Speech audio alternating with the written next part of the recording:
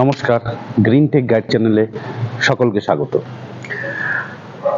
বাগান ভরা আম গাছ আরও অন্যান্য গাছ আছে এবং খুব কমন একটা অসুবিধে আমরা সকলেই ফেস করি, আম গাছের পাতা পুড়ে যাওয়া বা জ্বলে যাওয়া। তো এই পাতা পুড়ে যাওয়া বা জ্বলে যাওয়ার কারণ কি কারণে ঘটনাটি ঘটে সেটা সম্বন্ধে বিস্তারিত আলোচনা করব এবং একটি ইন্টারেস্টিং ব্যাপারে আলোচনা করব যে এই পাতা পুড়ে যাওয়া বা পাতা জ্বলে যাওয়া এই সমস্যাটির সঙ্গে লেবু গাছের, বিশেষ করে লেবু গাছের যে ডাইব্যাক হয় তার কি কোনো সম্পর্ক আছে? হ্যাঁ, আছে। আসল বিষয় আজকে পুরোটা আপনাদের কাছে খোলসা করে বলবো যাতে আপনারা বুঝতে পারেন কেন এই সমস্যাটা হয়, আর সেটা বুঝতে পারলে সমাধানটাও আপনার পক্ষে করা খুব সহজ হয়ে যাবে। সেই জন্য সবার আগে সমস্যাটা আমাদের বুঝতে হবে। তাই আজকের এই আলোচনায় আমি বিস্তারিত আলোচনা করব এটা নিয়ে, যাতে আপনারা সহজে বুঝতে পারেন এবং তার সাথে সাথে আপনাদের সমাধানও বলে দেবো। দেখতে থাকুন আমার পুরো ভিডিওটা।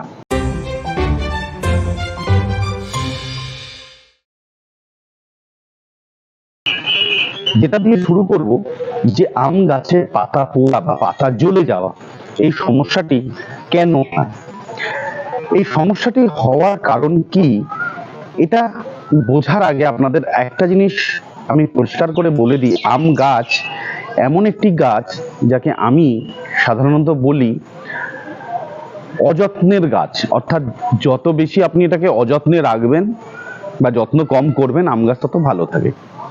আম গাছকে বেশি যত্ন করতে গেলেই আম গাছে নানা সমস্যা শুরু হয়। এবার যেটা প্রধান বিষয় সেখানে আমি ঢুকছি, যে আম গাছের এই যে পাতা পুড়ে যাওয়া বা পাতা পুড়ে যাওয়ার যে সমস্যা, সেই সমস্যাটা কেন হয়? এটার প্রধানত 4টি কারণে হয়। তার মধ্যে একটি কারণ অবশ্যই যেটা আমরা প্রত্যেকে জানি, সেটা হচ্ছে গ্রীষ্মকালে প্রচন্ড গরমে দাবদাহে পাতা পুড়ে যায় বা জ্বলে যায়, একটা তামাটে রং তৈরি হয় এবং সেখান থেকে আস্তে আস্তে পুড়ে যায়। এবং তার সমাধানটা অত্যন্ত সহজ, আমরা সকলেই বুঝতে পারি। কারণটা যেহেতু আমরা বুঝতে পারলাম, আমরা সমাধানটা বুঝতে পারবো। অপেক্ষাকৃত একটু ছাওয়া জায়গায় গাছগুলোকে রাখবো এবং সকালে এবং বিকেলে দুবার, যদি সম্ভব হয় দুবার, অন্তত একবার গাছে, সমস্ত গাছকে আমি ভালো করে ঠান্ডা জলে স্প্রে করে গাছগুলোকে স্নান করিয়ে দেবো। তাহলে আর এই গাছে এই পাতা পড়ার সমস্যাটা হবে না। এটা হচ্ছে একদম সহজ কারণ, যে পাতা গরমের জন্য পুড়ে গেছে। কিন্তু সারা বছর তো আর গরম থাকে না, বা ওই তীব্র দাবদাহ বলতে আমরা যেটা বুঝি সেটা হয়তো কয়েক মাস থাকে বা কয়েক দিন থাকে, কয়েক মাসও থাকে না, কয়েক দিন থাকে। 42-43 ডিগ্রি এবছর যেমন উঠেছে। তাহলে বাকি সময় কি পাতা পড়ে না? হ্যাঁ, পড়ে। এবং আমি বলবো 90% ক্ষেত্রে পাতা পোড়ার কারণ কিন্তু এই তীব্র দাবদাহ নয়। আমরা যেটা ভুল করি, যে আমরা সহজ, এটা যেহেতু সবচেয়ে সহজ বোঝার জন্য আমরা এটাই ভাবি যে প্রচন্ড গরমে বোধহয় পাতাটা পুড়ে গেছে। সবসময় তা নয়, ওটাও হয়, কিন্তু সেটা শুধুমাত্র কয়েক দিনের জন্য আমরা যদি একটু প্রিকশন নেই, কয়েক সপ্তাহের জন্য আমরা একটু প্রিকশন নেই, একটু ছায়াযুক্ত জায়গায় রাখি যেখানে সবসময় দুপুরের চড়া রোদটা পড়ছে না, এবং জলে স্প্রে করে জিনিসটা ঠিক হয়ে যায়। তাহলে দ্বিতীয় কারণ কি? দ্বিতীয় কারণটা হচ্ছে গাছের পাতায় যখনই কোনো সমস্যা তৈরি হবে, বুঝতে হবে গাছের পাতার সমস্যা কিন্তু গাছের পাতায় কোনো সমস্যার জন্য হয়নি। তার আসল কারণ হচ্ছে শেকড়। আপনাদের বরাবর আমি বলেছি, আগেও বলেছি, বিভিন্ন ভিডিওতে বলেছি, যে একটি গাছের পাতায় সমস্যা দেখে সবসময় যে সেটা গাছের পাতার মধ্যেই কোনো ফাঙ্গাস অ্যাটাক হয়েছে বা সমস্যা হয়েছে সেটা ভাবার কোনো কারণ নেই। এই ক্ষেত্রেও আম গাছের পাতা পুড়ে যাওয়া বা নষ্ট হয়ে যাওয়ার কারণটা কিন্তু আম গাছের পাতায় নয়, আসলে গাছের গোড়ায়, টবের মাটিতে। সমস্যাটা গাছের শেকড়ে। এবার এই শেকড়ের দুরকম সমস্যা হতে পারে। কি সমস্যা? শেকড়ের গোড়ায় বা গাছের গোড়ায় যদি অতিরিক্ত পরিমাণে জল জমে যায়, তাহলে গাছের শিকড়ে পচন ধরতে পারে, ফাঙ্গাস অ্যাটাক হবে এবং সেখান থেকে আস্তে আস্তে পচন ধরবে। এটা একটা খুব গুরুত্বপূর্ণ কারণ, যে কারণে যে কোনো গাছ লাগানো, আম, জাম, কাঁঠাল, লিচু, যাই আপনি লাগান না কেন, সব সময় আপনাকে এটা একদম একদম ইউনিভার্সাল ট্রুথের মতো জেনে নিন যে গাছের টবের জল নিষ্কাশন ব্যবস্থাটা যেন অতি অবশ্যই খুব ভালো হয়। অর্থাৎ আপনি গাছে জল দেবেন, টবের তলা দিয়ে জল বেরিয়ে যাবে, এটা জানি হয়। যদি সেটা না হয় তাহলে প্রথম এই ধরনের সমস্যার যে সমাধানগুলো আমি বলছি সেই সমাধানগুলো করেও যে আপনার গাছ সবসময় ভালো হবে তা নয়। এক্ষেত্রে যদি আপনার জল নিষ্কাশন ব্যবস্থা টবের ভালো না থাকে তাহলে প্রথম সমাধান হচ্ছে আপনাকে টব চেঞ্জ করে ভালো করে আপনি গাছের টবের নিচে জল নিষ্কাশন ব্যবস্থার অতি উত্তম করে বানিয়ে তবে সে গাছ পুঁতুন এবং জল দিয়ে দেখুন যে টবের তলা দিয়ে এক্সট্রা জল বেরিয়ে যাচ্ছে কিনা। এটা হচ্ছে প্রথম দরকার। আমি যে আলোচনাগুলো করব সেই আলোচনার মধ্যে আমি ধরে নিচ্ছি যে আপনার টবের জল নিষ্কাশন ব্যবস্থা ঠিক আছে। যদি সেটা না থাকে অবশ্যই সেটাকে আগে রেকটিফাই করুন, তারপরে দেখুন আপনার গাছ ঠিক আছে কিনা। তারপরেও যদি সমস্যা হয় তখন আমার এই ভিডিওর জিনিসগুলো ফলো করবেন। এবার যদি আপনার গাছে গোড়ায় অতিরিক্ত জল জমে যায়, এইটা কি করে ট্রু হবে? এই যেমন বর্ষাকাল, কিছুক্ষণ আগেই বৃষ্টি হয়ে গেল, সকাল থেকে 3 নম্বর বার বৃষ্টি হলো। দেখুন আমার বেশ কিছু টবে জল দাঁড়িয়ে আছে, অর্থাৎ টবের মাটি এতটাই ভিজে ক্যাতক্যাতে হয়ে রয়েছে যে তারা জল টেনে নেওয়ার ক্ষমতা নেই। ফলে এই জলটা যদি সে টেনে না নেয় তাহলে জলটা তলা দিয়ে বেরোবে কি করে? জলটা তলা দিয়ে বেরোতে গেলেও তাকে তো মাটির মধ্যে দিয়ে যেতে হবে। সেই মাটির মধ্যে এতটাই জল রয়েছে যে কন্টিনিউ সে ওই জলটাকে শোষণ করে বের করে দেওয়ার ক্ষমতা তার নেই। তো টবে সে কারণে জল জমে যাচ্ছে। তো এটা একটা কারণ হতে পারে যে টবে যদি দীর্ঘক্ষণ বা দীর্ঘদিন জল জমে যায়, সেই জলটাকে আমরা কি করে বের করে দেবো, ফেলে দেবো, সেটা আপনাদের ব্যবস্থা করতে হবে যাতে টবের গোড়ায় জল জমে না থাকে। এটা একটা কারণ। এবং আরেকটা কারণ হচ্ছে জল না দেওয়ার কারণ। একেবারে খটখটা শুকনো হয়ে দীর্ঘদিন যদি আপনার গাছের শেকড় কোনো জল না পায়, সেক্ষেত্রে সালোক সংশ্লেষের জন্য যে পরিমাণ জলের দরকার শিকড় সে জল গাছকে পৌঁছতে পারবে না, আস্তে আস্তে পাতাগুলো পুড়ে যেতে থাকবে। তাহলে 2 নম্বর কারণ আমি বলে দিলাম। তাহলে এই ওয়াটার ম্যানেজমেন্টটা আপনাকে খুব ভালোভাবে করতে হবে, যে জল গাছে এমনভাবে দেবো যাতে জলের অভাবও না হয় আবার অতিরিক্ত জলও না হয়। গাছের টবের মাটি যখনই শুকিয়ে যাবে আমরা হাত দিয়ে মাটিটা দেখবো আর বুঝতে হবে যে আপনার টবের ওপরের মাটি অল্প সামান্য ভেজা আছে, মানে হচ্ছে টবের তলার মাটি অনেক বেশি ভেজা। টবের ওপরের মাটি একেবারে খটখটে শুকনো হয়ে গেছে, মানে ভেতরের দিকের মাটিটায় তখনও অল্প জল আছে। ফলে আপনি তখনই জল দেবেন যখন আপনি দেখবেন ওপরের মাটি একেবারে শুকিয়ে গেছে, তার আগে জল নেন। টব ভরে জল দিলেন, জল শুষিয়ে নিয়ে তলা দিয়ে গাছ বের করে দিল। টবের মাটি যতক্ষণ ভেজা আর ততদিন আমি জল দেবো না। আমরা লক্ষ্য রাখবো, ছাদে আসবো, বাগানে যাব, গাছের গোড়া দেখবো, যদি শুকনো হয় তবেই জল দেবো, যদি শুকনো না হয় জল দেবো না। তাহলে এই ওয়াটার ম্যানেজমেন্টটা যদি ঠিকঠাক হয় তাহলেও শেকড়ের সমস্যা হয় না। আর 3 নম্বর একটা সমস্যার কারণ হচ্ছে অতিরিক্ত পরিমাণে নাইট্রোজেন, অর্থাৎ মিশ্র জৈব সার বা রাসায়নিক সার যেটা প্রয়োগ করি না কেন তার পরিমাণ যদি বেশি হয়ে যায় শিকড় পুড়ে যায়, নষ্ট হয়ে যায়। জৈব সারের ক্ষেত্রেও একটা বলেছি আমি যে একটা হিট জেনারেট করে, একটা পচন ক্রিয়া তৈরি হয়। এই হিট এবং অতিরিক্ত খাবার হয়ে গেলেই তা শিকড়কে নষ্ট করে দেয়, পচিয়ে দেয় এবং তার ফলে গাছের পাতায় তার লক্ষণ ফুটে ওঠে। 4 নম্বর হলো অনেক সময় দেখা যায় পটাশিয়ামের অভাবে গাছে সমস্যা তৈরি হয়, পাতা পোড়ার সমস্যা। তবে এই প্রথম এবং শেষটিকে আমি বিশেষ গুরুত্ব দিতে না করছি, তার কারণ এটা আপনার যদি গাছের বাকি মেনটেনেন্স গুলো ঠিক থাকে এই জিনিস দুটোর অভাব হবে না। কারণ গরমের সময় আপনি সবাই এখন আমরা বুঝে গেছি যে অতিরিক্ত গরম গাছকে ছাওয়ায় রাখতে হবে, একটু স্নান করে দিতে হবে, সবাই জানি। ফলে রোদের থেকে আমরা সবাই এই ব্যাপারটা করলে গাছের পাতা পুড়বে না। আর ঠিকঠাক গাছের পুষ্টিকর খাবার গাছের কাছে যদি সাপ্লাই দেওয়া যায় তাহলে গাছে পটাশিয়ামের অভাব হবে না। তো সেটা নিয়ে আমার আগে ভিডিও করা আছে, সেটা আপনারা দেখলেই বুঝতে পারবেন। ফলে আলাদা করে পটাশিয়ামের অভাবের জন্য আমি আলাদা করে কিছু বলছি না। অবশ্যই যদি সেটা হয় সেক্ষেত্রে আপনি একটা পটাশিয়াম দিতে পারেন, কিন্তু যে সলিউশন এইগুলো সমস্যাগুলোর জন্য আমি বলবো সেই সলিউশন করলে পরে এই সব কটা সমস্যারই আপনার সমাধান হয়ে যাচ্ছে। এবার ফাইনালি আমি এই সমস্যাগুলোর সমাধান নিয়ে কথা বলবো। গাছের শেকড়, আমি দুটো ক্ষেত্রে বললাম যে গাছের শেকড়ে সমস্যা তৈরি হচ্ছে। গাছের শেকড়ের সমস্যা তৈরি হওয়া মানে হলো গাছের শেকড় নষ্ট হয়ে যাচ্ছে, সেটা ব্যাকটেরিয়ার কারণেই হোক বা নাইট্রোজেনের অতিরিক্ত নাইট্রোজেনের কারণেই হোক গাছের শেকড় পুড়ে যাওয়া, তাহলে আমার করণীয় কি? গাছের যে শেকড়টা নষ্ট হয়ে গেছে সেই শেকড়টা যাতে, সেই শেকড় নষ্ট হয়ে যাওয়া শেকড় তো আর ভালো হবে না। তার মানে গাছকে যদি আমাকে এবার স্ট্রেনথেন করতে হয়, তাহলে গাছের শিকড়কে নতুনভাবে তৈরি করতে হবে, অর্থাৎ নতুন শিকড় গাছে যাতে বেরোয় সে ব্যবস্থা করতে হবে। এবং যদি অতিরিক্ত হিটের কারণে না পুড়ে গিয়ে কোনো ব্যাকটেরিয়ার কারণে, মানে অতিরিক্ত জল বা এই ধরনের জল জমার কারণে ব্যাকটেরিয়ার আক্রমণ হয়েছে, ছত্রাকের আক্রমণ হয়েছে গাছের মাটিতে এবং সেখান থেকে শেকড়ে পচন ধরেছে, সেক্ষেত্রে শেকড়ের ওই যাতে পচনটা আর না ছড়ায় এবং ব্যাকটেরিয়াগুলো মরে যায় তার ব্যবস্থা করতে হবে। তাহলে ব্যাকটেরিয়াগুলো মরে যাওয়ার ব্যবস্থা করতে হবে।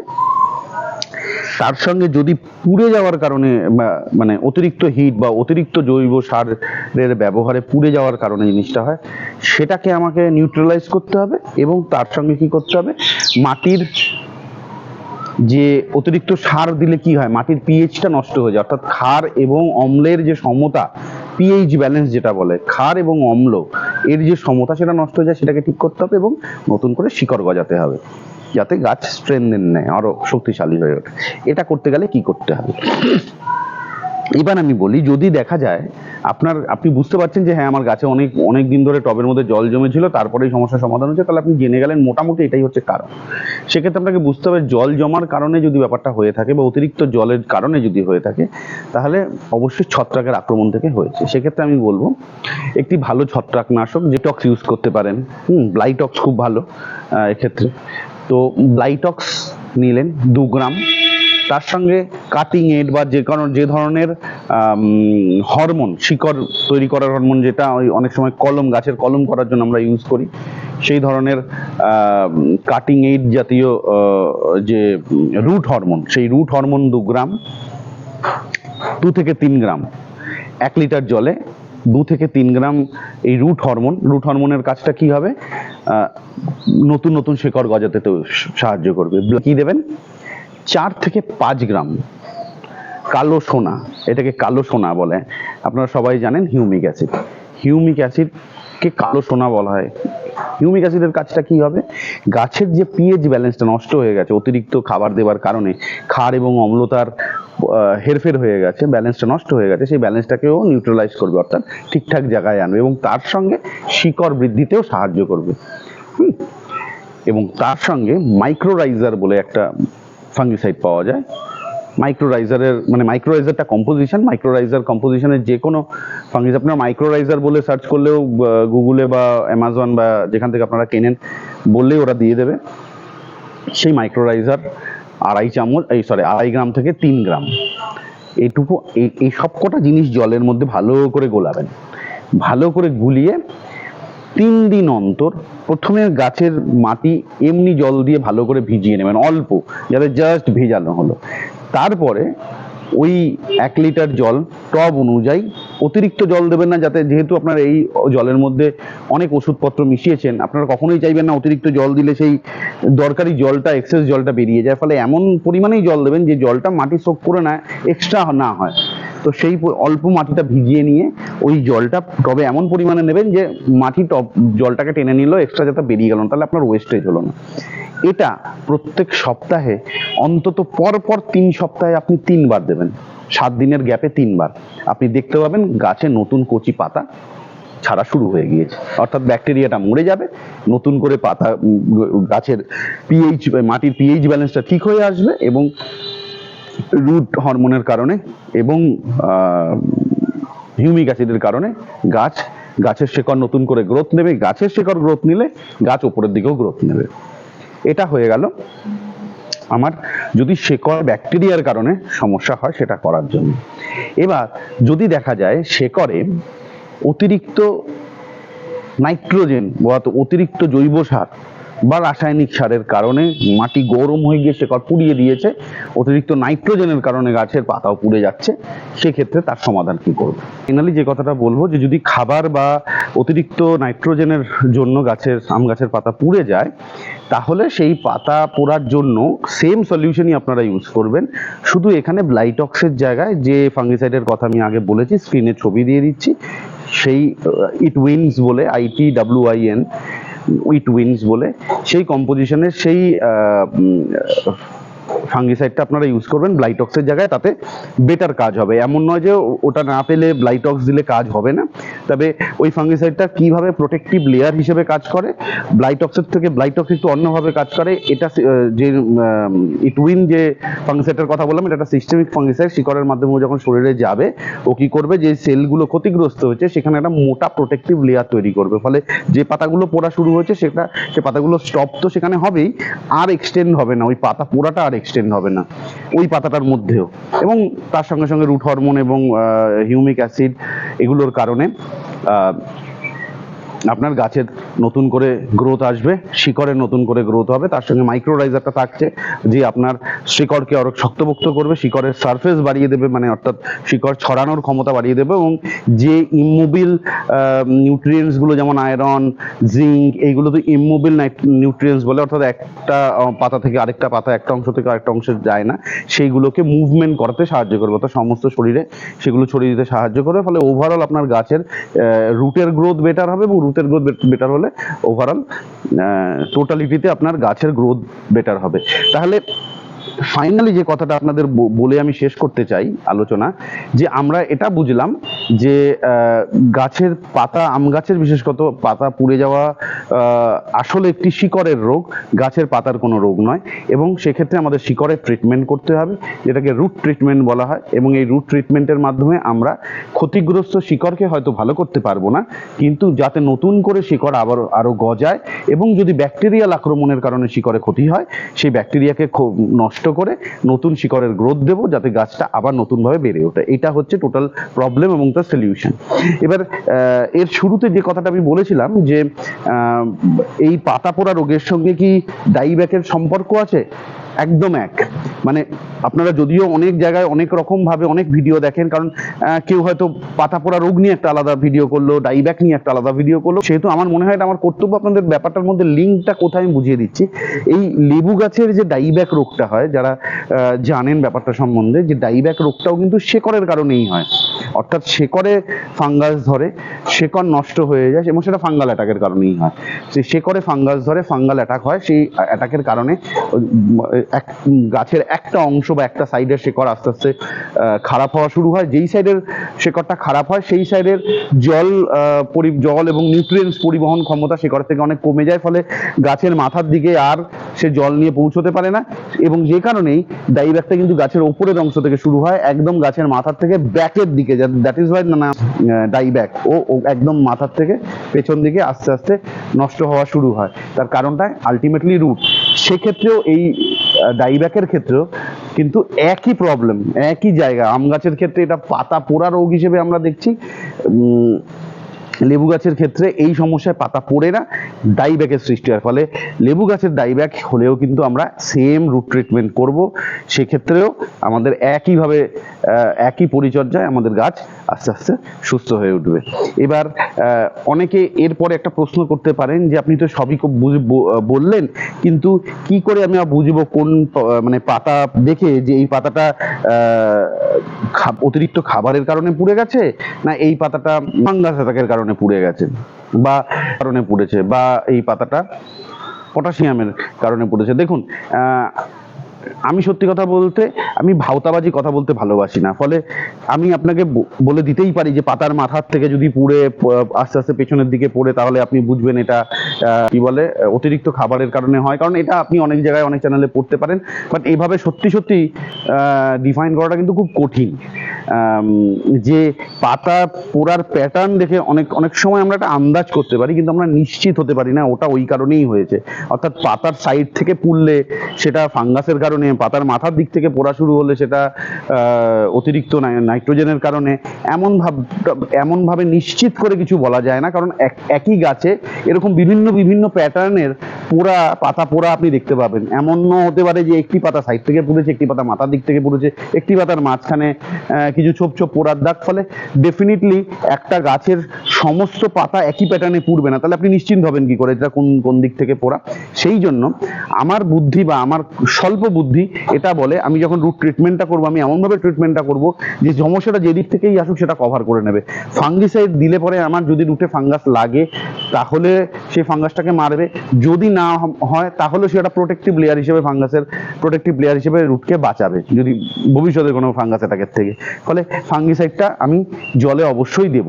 এবার ইনিশিয়ালি আমি কখনোই ওই ইটুইন ফাঙ্গিসাইডটা দিতে বলবো না, ওটা আপনার কাছে প্রয়োজনে না থাকলে প্রয়োজনের সময় যদি না থাকে কোনো অসুবিধা নেই, আপনি ব্লাইটক্স বা যে ফাঙ্গিসাইড আপনার কাছে আছে সেটাই আপনি দিন। এবার দেওয়ার পরে 3 সপ্তাহ পরে আপনি তো গাছের চেঞ্জটা বুঝতে পারবেন। যদি দেখেন যে তারপরেও সমস্যার সমাধান হচ্ছে না, কন্টিনিউয়াস পাতা পোড়াটা এগিয়ে যাচ্ছে, সেক্ষেত্রে আপনারা জাস্ট ফাঙ্গিসাইডটা চেঞ্জ করে অন্য ফাঙ্গিসাইড দেবেন, কিন্তু আমার মনে হয় না সেটারও দরকার হবে। বাকি যে জিনিসগুলো সেগুলো কিন্তু অলমোস্ট সেম, কারণ হিউমিক অ্যাসিড, রুট হরমোন আমি সঙ্গে দিচ্ছি এবং তার সঙ্গে থাকছে মাইক্রোরাইজার। এই 3টে জিনিস আলটিমেটলি কিন্তু আপনার শেকড়কে প্রোটেক্ট করবে ফাঙ্গাস অ্যাটাকের থেকে এবং সাথে সাথে রুটের গ্রোথ দেবে। এটা আপনার মানে যে কোনো কারণেই হোক না কেন আপনার লাগবেই। একমাত্র পটাশিয়ামের যদি অভাব হয় সেক্ষেত্রে আপনাকে বাইরে থেকে পটাশিয়াম স্প্রে করতে হবে। তবে আমি বলছি, আগেও বলেছি যে যে মিশ্র খাবারের কথা আমি বলছি তার মধ্যে এনাফ পটাশিয়াম থাকে, ফলে পটাশিয়ামের অভাব যদি একান্ত মনে হয় আপনারা 0050 একবার স্প্রে করতে পারেন, কিন্তু সেটার কোনো প্রয়োজন হবে বলে আমার মনে হয় না যদি আপনারা গাছের ওভারঅল মেনটেনেন্সটা ঠিক করে করেন, অর্থাৎ বর্ষার আগে একবার খাবার দেন এবং বর্ষার পরে একবার খাবার দেন। সারা বছর আম গাছে আর কোনো খাবার দেওয়ার দরকার নেই। এবং সবচেয়ে ইম্পর্টেন্ট হচ্ছে মাটি তৈরি, যেখানে 20%-এর বেশি আপনারা গোবর সার বা ভার্মি কম্পোস্ট দেবেন না, বাকিটা নর্মাল মাটি। সেটা করলে পরে আপনাদের এই পাতা পড়ার সমস্যা অর্ধেকের বেশি দেখবেন সমস্যার সমাধান হয়ে গিয়েছে। কারণ অতিরিক্ত নাইট্রোজেন, অতিরিক্ত খাবারেই কিন্তু গাছের বেশি সমস্যা হয়, রাদার দেন খাবার কম হলে গাছ কখনোই সেভাবে রিয়াক্ট করে না যতটা করে খাবার বেশি হলে। ফলে আজকের ভিডিও আমি এখানেই শেষ করছি।